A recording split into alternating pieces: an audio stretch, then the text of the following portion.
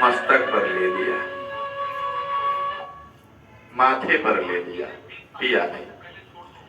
माथे पर स्पर्श करने मात्र उसी समय उसी क्षण उसका बीमारी दूर हो गया, बिल्कुल स्वस्थ हो गए। और जो महात्मा जी जो चरणोदक दिए थे उनको क्रोध आ गया, वो बिल्कुल चंगा स्वस्थ, कहीं कोई बीमारी नहीं। वो परीक्षा ले रहे थे कि देखें इसके अंदर श्रद्धा है कि नहीं, भक्ति है कि नहीं, विश्वास है कि नहीं। जिसने इनको बताया उनके वचनों पर इसको, यानी अपने गुरु के वचन पर इसको विश्वास है कि नहीं। संत ने देख लिया कोई विश्वास नहीं है, विश्वास होता तो ये पी जाता। क्रोध आया उनको और श्राप दे दिए, रे मूर्ख, तुझे अपने गुरु की वचन पर विश्वास नहीं, जा सर्प कुल में जन्म ग्रहण कर। बेचारा रोने लगा। महात्मा जी बोले, मेरा चरणामृत तुम मस्तक पर लिए हो, इसलिए एक दिन भगवान के श्री चरण तेरे मस्तक पर आएगा। बड़ा प्रसन्न हो गया।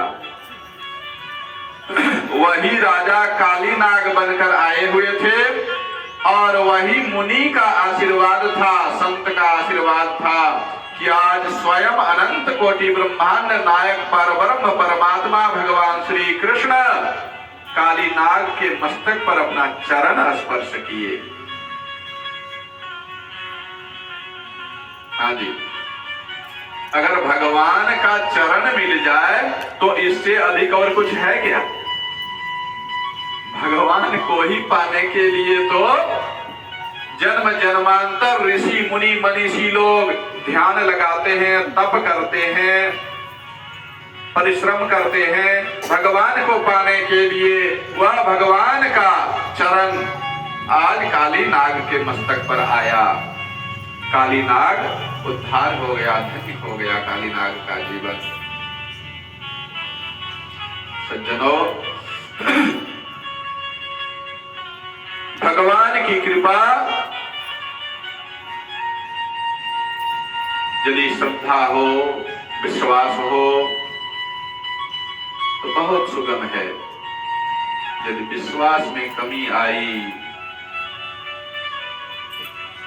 तो बहुत कठिन है। भगवान की कृपा नियमतः पाना बड़ा कठिन है। भक्ति का यदि आश्रय लिया जाए, यदि भक्ति के शरण में है, भक्ति महारानी की कृपा है, यानी आपके हृदय में यदि भक्ति है तो भगवान को पाने में कोई विलंब नहीं है, कुछ भी नहीं है, तुरंत भगवान प्राप्त होंगे, भगवान की कृपा प्राप्त होगी। हमारे भगवान श्री कृष्ण सोचने लगे देवराज इंद्र को थोड़ा अभिमान हो चुका है, बड़ा भारी अभिमान। भगवान श्री कृष्ण बोले अब इंद्र को भी थोड़ा सा सबक सिखाना होगा। ब्रजवासियों को बोले, हे ब्रजवासियों, तुम लोग किनकी पूजा की तैयारी कर रहे हो? सब इंद्र की पूजा की तैयारी कर रहे थे। भगवान श्री कृष्ण पूछ लिए, यह क्या हो रहा है, किसकी तैयारी हो रही है? नंद बाबा आदि सब बताए, समस्त ब्रजवासी बताए कि भगवान इंद्र की, देवराज इंद्र की पूजा होगी। भगवान श्री कृष्ण बोले, क्यों? इंद्र हमें क्या देते हैं? इंद्र की पूजा करेंगे, इंद्र हमें क्या देते हैं? पूजा करनी है तो गिरिराज गोवर्धन की करो, जो हमें सब कुछ देते हैं।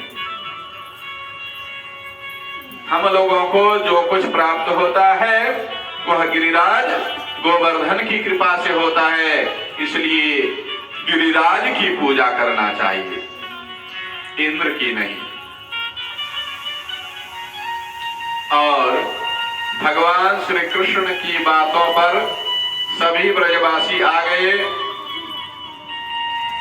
बाबा नंद भी स्वीकार कर लिए। आज गिरिराज के पूजन की तैयारी होने लगी।